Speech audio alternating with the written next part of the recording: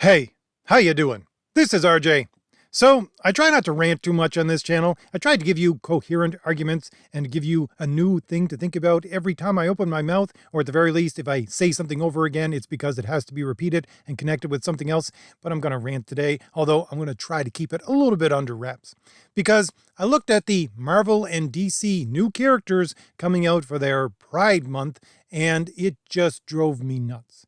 And of course, not for the reasons that the quote-unquote progressive people on the other side would think that it would drive me nuts. It drives me nuts because, number one, this is not connected to a story. Number two, this is what I've been talking about since the beginning of my channel, the fact that these are not actual characters because they're coming out with new characters. They're not actual characters. They're ideas in a mask. And I don't mean a superhero mask. I mean the fact that they are progressive ideas, very specific progressive ideas in the mask of actually being a character. And number three, I can't believe how dense these people who make this kind of entertainment, whether it be on movies or television or video games or comic books, how they're so dense to not recognize the fact that it's a visual medium, stupid. Okay, let me just slow down here for a second. At the very least, I'll have to say that for these new Pride Month books that they come out with for Marvel and DC, and trust me, they have separate books for this itself, and then the entire line for both of them is smeared with this stuff all over it for the entire month. In doing that this time, they're trying to create either new characters or new characters that are based off of the old characters, which kind of flows with the natural progression of their normal characters, as it were. So that's something. But if this is the best that they can do, this is pathetic. And the quote-unquote progressive people that keep on wandering into my videos or my tweets or something of the like, they always do the exact same thing. They always accuse you of the exact thing that they themselves are doing. Because they accuse me and other people like me of trying to throw a stumbling block in front of these progressive characters, these new creators, because I don't want anybody to see them, because I don't want them to succeed. No, that's actually not it at all. Number one, I'm calling it bad because it's objectively bad. No, it's not like just my opinion, man.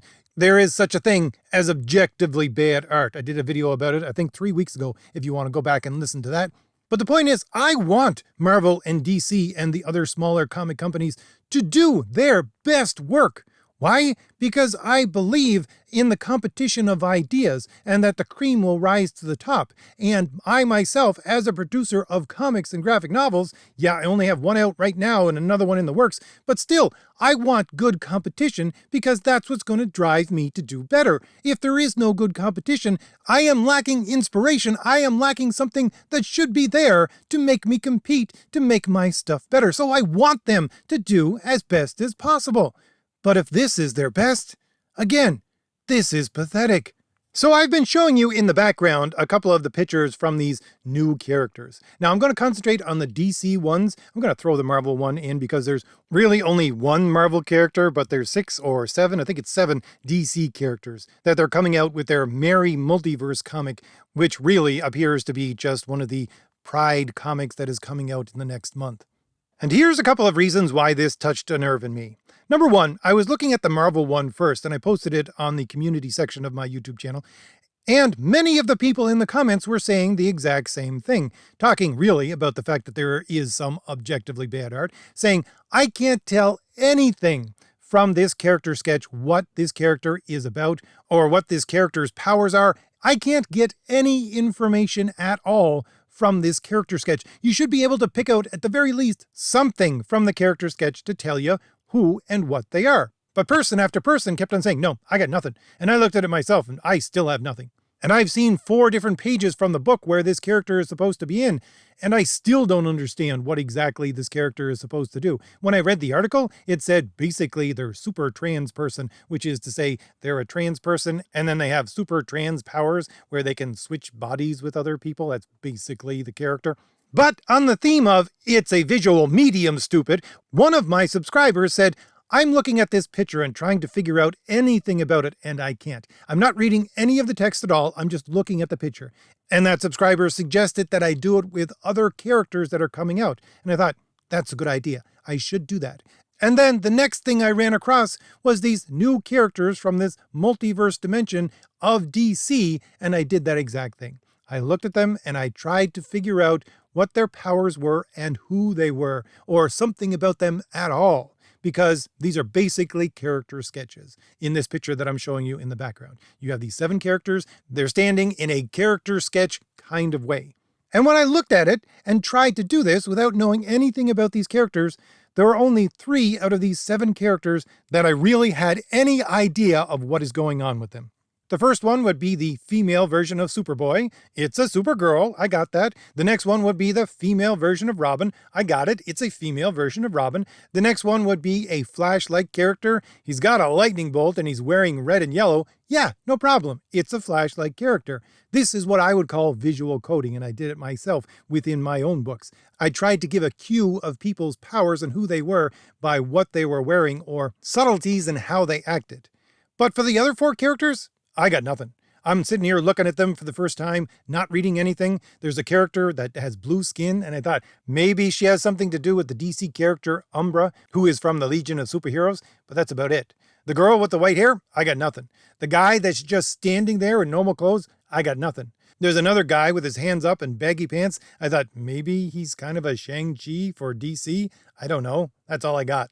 But then I went down and read the article and the little blurbs that they have about each of these characters, because they're printing cards for each of these characters. So I read the blurb that was on the back of the cards and I read the article. So from left to right, if you're looking at the screen, it would be a male descendant, supposedly of someone like Donna Troy. The second one, the girl with the blue skin, has nothing, it seems, to do with what I thought. She's simply a witch character of some kind. Then you have this Supergirl. Then you have the female Robin. Then you have a Flash-like character who is the descendant of the Quick family. And then the white-haired girl apparently is the descendant of Aquawoman.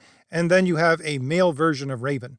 And the point being that I have read about the characters that they are based upon for probably 40 years now for some of them, and I still could not pick out the fact that they are supposed to be connected to those characters. This is visually giving me nothing to work with. And quite honestly, these characters, it seems like a really good idea to me. Why? Because this is almost the exact same thing that I did with my characters in my graphic novel, which is now published. I'm getting the last 20 orders filled that I'm having problems with right now. By the way, if you haven't received a confirmation that your book has actually been shipped, check your email. I have a special offer for those 20 people that are left.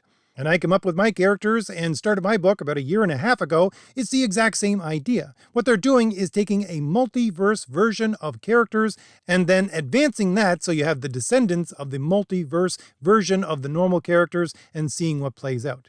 And honestly, for me, that's the exact same thing that I did with my characters. Briefly, and this certainly does have relevance with what I'm going to talk about in this video, the way that I write a story, as I have said in the past, is that I take a story that I like, which has a bad ending, then I write a good ending to it, and then once I have that good ending, then I go back and rewrite the beginning to make it fit better with my good ending, and then I have a complete whole story that, yes, starts with someone else's idea, but then becomes something wholly independent as a story that's not really connected to those old ideas. And I wanted to write Marvel and DC characters, but really Marvel and DC for me ended in 1996. So I thought, okay, let me take a 1996 event and make that the basis of something, and that's what I did. I took the Amalgam event, which is where Marvel and DC joined together for a couple of months. And I said to myself, okay, let's take the premise that you have these two universes. They came together in 1996, but they never split apart again. And then I took that idea and I advanced it 40 years in the future, and I said, what would their descendants look like? What would their protégés look like? And what would the world then look like? And that's my book. And I did that and I wrote that story, and then I went back and I rewrote all of the backstory so it's no longer dependent on a backstory of Marvel and DC. And this is kind of what they're doing here. This is what DC is doing with these multiverse characters. These new characters are descendants of characters that you would normally know, but a little bit different. Of course, gender bent or race bent or something for the Pride Month anthology. So, for example, the Supergirl is the descendant of Superwoman because in this multiverse there wasn't a Superman, there was a Superwoman. There was Superwoman and she was married to Lois Lane, which was the reporter. So they basically just switched and made Clark a woman and made Lois a man, and that would be the multiverse change that they made, and their child was not Superboy, but Supergirl.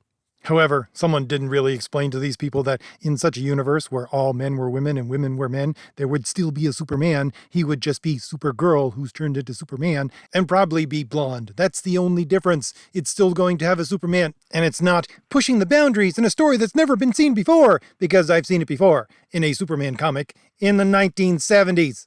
Anyways, about these characters, I think it's a really good idea. I don't particularly like the gender bent or the reason why they're putting all of this in for these Pride anthologies, but I would say, yeah, that's a basis for a good story. You might make something out of this, because I myself am doing the exact same thing. And then I started to compare all the things in this page with what I myself had done, because there are just so many parallels here, and I'm going to do that for you now, just to compare and contrast what I myself have done with these new characters, to show you A, what you see in front of you with these characters is not a story, to show you B, that these characters are not characters at all, they're ideas in a mask, and C, that this is a visual medium and they're just messing up every last thing. So let me bring up this top visual that they gave on this website to sell these characters. And by the way, I came from the DC Twitter site where they used this exact same image to tag you and get you to go to this article. So this is the main image that they're using to sell these characters. And it's really funny because I created my characters. I got my artist, Renzo Rodriguez, who is a beautiful artist, by the way, and he was so great. He did character sketches for all of the characters. And when we were beginning the book and we only had about 3 pages in, but he had all of these beautiful character sketches done, I said to myself, I want to share these characters with people. So I did this exact same thing with my characters. I took the character sketches and put them together all on a white background as if they were standing together, because I wanted people to see these characters. I wanted them to enjoy the characters that I was already starting to enjoy. And I sat back and I looked at it and I went, I can't show that to people. That's just cringe. And I knew that if I was to put that cringe out there, people would look at these characters that I wanted them to love and go, wow, that's bad. Because I myself, I knew the story, I knew their powers, I knew everything about them because we were already into the book, but no one else would know those things, and they would just see static characters that aren't doing anything, and they wouldn't understand, because although I tried to visually code these characters as best I could, certainly I would say at least better than what you see here with these characters from DC, I knew that I still couldn't put that out there, because it would turn people off of my characters visually, because I know it's a visual medium and there's no movement, there's no dynamism, there's no anything to show people the excitement that I myself had at that time for these characters, my characters. Now, I did eventually put some character sketches out there in a compilation of 1 or 2 of them together, but that was after I showed everybody samples of the beautiful art, the dynamic art that was inside the book. But moving on to the rest of this article and what they're talking about with these DC characters, these new characters. Where they actually describe these characters is on the character cards that they intend to publish. And I myself, a little over a year ago, put my campaign up to sell my graphic novel, and one of the perks that I offered with my graphic novel was character cards, because I have 6 characters which are heroes and 6 characters which are villains. And I wanted people to see all of those characters and know something about those characters, so I put up character cards just like DC is doing here with these new characters. Now, I'm showing these character cards in the background for these DC characters, but if you're not watching the screen and you're just listening to me, what do they look like? Well, on the front, they have the same static picture of the character sketch, which is just the character standing there. It is a large version of it with nothing but a blank background of a color. Well, there is something else. There's the DC Pride logo there as well. And it does give their names and the team. However, they're all on the same team. And on the back, what do you get? You get the exact same character sketch, but full body this time, and then you have a blurb about the character. And first of all, again, you have a static image of the character and nothing but a blank background of a color, and then this is what the blurb says. It has their name, then their real name, then their pronouns, then their group affiliation, then their first appearance, and then a blurb about the character. But the little blurb about the character, which takes up most of the page, is not actually a story. It's a description of a story. Now, what do I mean? I mean the fact that it's not something that's in-world that's describing these people, nor is it something that looks like it might be connected to a story. It basically looks to me like a corporate statement about the character and their story. That's what it reads like. It doesn't read like a story itself. It doesn't read like something that will draw you into a story by being part of a story or a description of the story. It's a bland, corporate-like description of the character and their world. Now, hopefully you'll bear with me while I, for a few minutes, contrast these cards with the cards that I made for my characters for my graphic novel. First off, I tried to get people to make these cards for me. I tried to hire people. I tried to find someone who could do it. I could not find anybody to do this for me, so eventually I just did it myself. So I knew that being a visual medium, or at the very least connected to a visual medium, I knew that each of these cards first needed a dynamic visual to go on the front of every card. And since I wanted a really good picture, but I don't have wads of money, I decided that I would get an artist. My artist was Jim O'Reilly. Jim, by the way, is working with me on my new book, which is called CROM the Destroyer, which is a Conan-like story. I'll give you a little bit of his art from CROM in the background, just as a teaser. But anyways, Jim, who is a really great artist, I don't have the money to pay him to do 12 different pinups for cards. So I asked him to do one group shot of each of the heroes and the villains. And I use that as sort of a gimmick, because I took this picture and I separated each of the characters off for the front of each of their cards so that you could basically take the characters and put them together and see the larger picture from your cards. Now, it didn't work exactly as I intended, but at the very least, it gave you something. It gave you a dynamic picture of these characters to some extent. To Jim's credit, he took all of these characters, even characters that don't have something visual about their powers, and he tried as best as possible to put down on the page something dynamic about the characters so that it could be a dynamic pose on the front of these cards. And of course, in the background of these characters, you have A, the other characters, and B, some of the rubble that is behind them, which is part of the scenes within the book. So it's not just a dead background. Now, just like these DC cards, I myself have the character sketch of the full body of the person, so I can give you the full view of these characters on the back, and a blurb about them and their names and real names, but I did it in a way that was drawing you into not just a story, but multiple stories at the same time. Each of my cards has a minimum of 6 different layers that I had to eventually flatten down into the image that I was going to use for the back of these cards.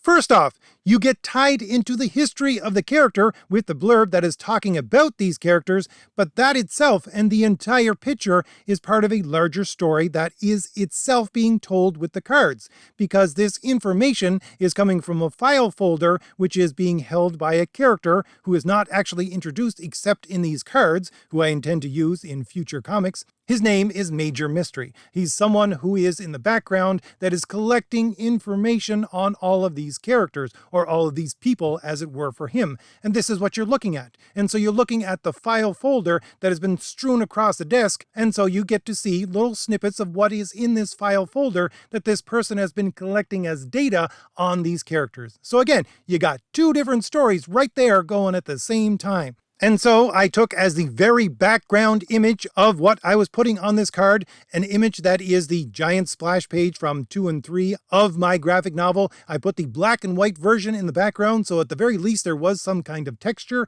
On top of that, I put the file folder, which was the file folder from the Major Mystery, which was tying everything into this character for each of these cards. On that file folder, I gave their names and the real names of these characters, and their previous group affiliations, which is a descriptor of these characters that you're not going to get anywhere else except for on these cards. Then, for the majority of these cards, I think it was 11 out of the 12, on the bottom left-hand side, you have a little report from the security agency of this world describing these characters, which Major Mystery got a hold of in some way. And again, the major part of the entire page is both the character sketch and then the description of the character, which is Major Mystery in story, talking about these characters and the reason why he is conducting surveillance on these characters. So it's an in-story description of these characters that draws you into the world where this story is going to take place. And sometimes there's even multiple sheets of paper, one on the back, which you can barely see any of the words on, but yet I didn't put just random words on it. I actually wrote something that is supposed to be part of the file. You just can't see it. You can only see a couple of words of it. And then, besides all of that, I took all of the blank spaces that were left and I filled them up with elements from the backstory of these characters. For example, for Thomas Valiant, one of the background images is his honorable discharge from the army. For Farrell, you have a map of the island where she supposedly got her powers. For Disc, you have the card, the business card, for the mercenary company which she used to work for. For Phantasm, you have an old picture from her ID of the previous team that she used to be on. For Pulse, you have a whole bunch of different pictures of him throughout history because he's extremely old, and people have been taking pictures of him for the last century. For Ostrich, you have the mugshot picture of the gang that he formerly used to be a part of, High Society. And it's the same for the villains as well. For Blue Skies, there's a picture in the background of his father, which he idolizes. For Kit Fox, I put in some of the character sketches that Renzo did for this character of how his equipment works. For Tecton, I have pictures of him as a German soldier, a commander of a panzer division within 1930s Germany. And quite honestly, I don't even care if no one actually gets all of this stuff. Why? Well, for several reasons. Number one, it's a visual medium, and I know that I have to put things in the blank spaces. I have to give you something visually to look at, because there's an undynamic picture of the character, which needs to be there so you can see what the character actually looks like, not in movement. So there's that, and there's the fact that, no, none of this information is going to go to waste. I know exactly what is going to happen with this information. It's part of the story that I'm revealing right now, but is going to be part of the backstory, which is revealed for these characters within the stories itself as we go along. And so it is connected to the story of the main book itself. You don't necessarily need to know this information in order to understand the book and what is going on with that story, but it is extra information for that story that is meant to draw you into the main story itself. Because again, A, I'm trying to write a story, B, I'm trying to draw you into that story, and C, I know it's a visual medium. And it's the same for everything with my campaign. It wasn't just the cards. For the pinup posters that I did. Now, Renzo took some initiative and did it himself, which I'm grateful for, but the ones I commissioned myself, every one of them is an extra panel that you didn't get within the book. It doesn't take away from anything in the book. You don't necessarily need them, but it's something extra which is tied directly into the story. For the map that came with it, the map itself, came with an in-world letter from the security agency that works within this world and describes for you exactly why the map is the way that it is, and hints at both the backstory and future storylines that I'm going to use for these characters. So long story short is that everything is part of the story. Everything. Even the background for the cards is part of the story. And why? Well, it's because I'm selling people a story. But with these DC cards, with these DC books, with these new Marvel and DC characters, they're not selling you a story. They're selling you something other than a story. And this can be seen in the fact that these characters that they're giving you, they're not giving you characters at all. These are ideas in a mask. They're a specific part of the progressive ideology as an idea sold to you in the mask of being a character. And Young Ripa said something which just hit me like a ton of bricks, because it is so true. He said that these people, these quote-unquote progressive people that I would call them, that they're trying to draw in with these characters, they don't care about these characters or the stories that they're in at all. They like the idea of these characters existing. Because, first of all, they're not customers. They're trying to draw these people in, but not as customers. As I've done videos in the past about, for Marvel and DC right now, their bottom line is not dollars. It is influence, it is awards. That's how they measure success. And they get awards from themselves and from other progressive outlets. That's what they're looking for. And so the people they're trying to draw in, no, they're not trying to draw them in order to sell them a story. They're trying to draw them in so that these people like the fact that these progressive characters exist as an idea. And so, as such, they will get awards. And if that's how they exist, no, you don't have to care about the story because it's not about a story. It's about the message. No, you don't have to put dynamism on your page to show people what these characters are about, how they move, what their powers are, to give them something about movement, because this medium is about sequential art where you can put that movement together in your mind. You don't have to do any of that because none of that is relevant, because they don't care about the characters or the story. It's the message. And you can see this exact thing with that Marvel character, that single Marvel character that they're coming up with, because they gave a couple of pages from the story that this character is going to be in.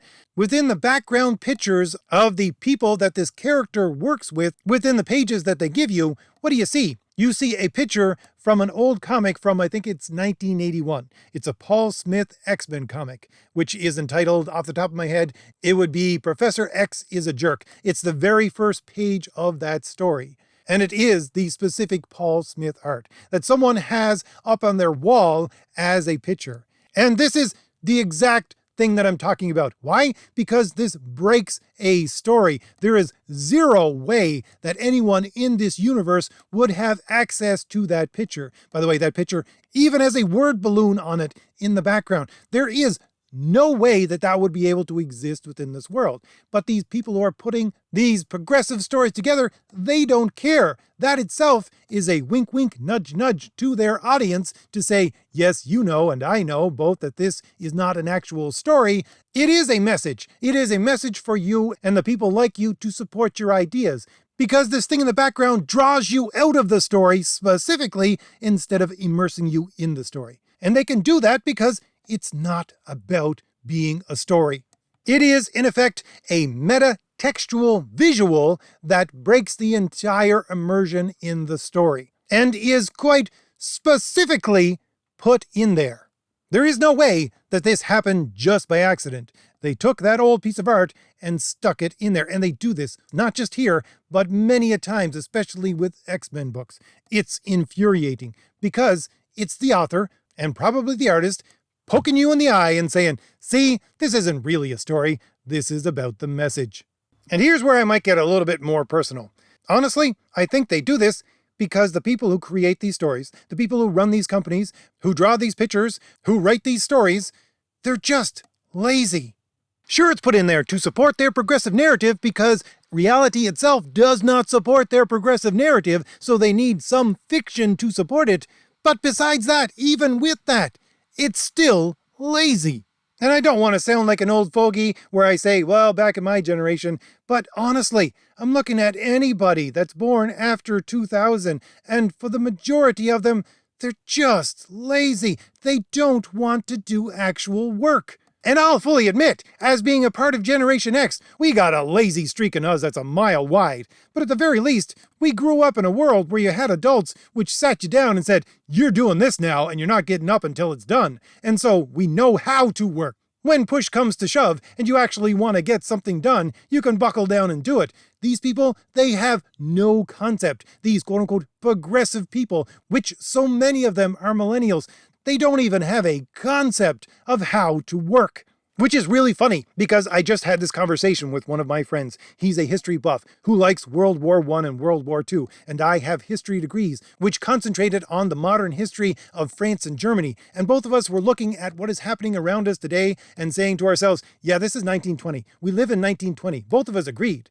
What's that quote from, I think, C.S. Lewis or maybe Chesterton? History doesn't repeat itself, but it sure does rhyme. I'm telling you right now, we're rhyming with 1920. Because what did you get in the 1920s? You had all of these people, at the very least in Europe, who were in financial desperate straits, and they all started to flood into the cities because they were looking for jobs. Now, jobs specifically, they weren't looking for work, they were looking for jobs. Because these people, a majority of them, were saying to themselves, I'm not going to do something that's beneath me. I'm not going to use my hands or do labor. They wouldn't do actual work. They wanted to be paper pushers. They thought, this is the job I want, and this is the only job I'm going to take. And so they got more and more desperate because those jobs were not available. And what happened? They turned to these political ideologies that were more and more extreme, and you got 1930s Europe. This is the exact same laziness that you see around you today with people who don't want to put work into something.